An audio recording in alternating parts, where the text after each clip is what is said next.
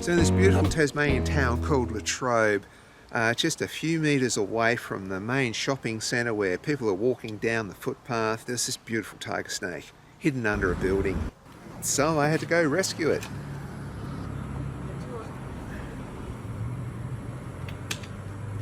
I knew he was living under there. Don't want to hurt it. No. Oh, aren't you beautiful? There you go. Far out. I got him. I'll send it to you. Who spotted him? We found him yesterday. Oh, really? Yeah.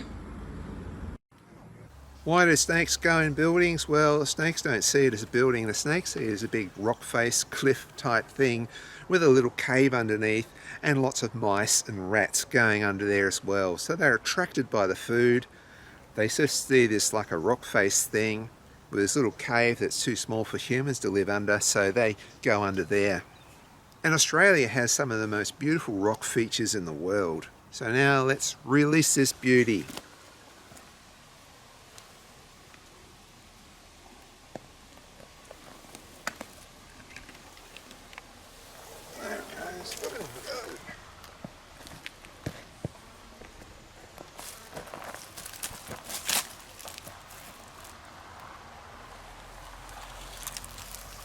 Nice and healthy.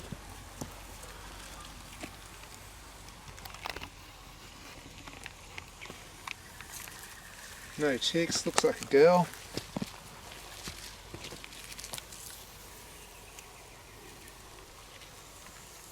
Just watch her and make sure she finds a good hiding place.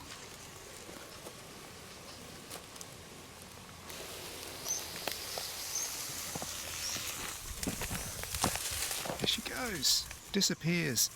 So I wasn't able to get a sketch in because she was out of there too fast, and that's fine. I could see that she was healthy, she had no ticks, she was fine. Just let her go. It's always the best policy with a venomous snake, just let them go on their way.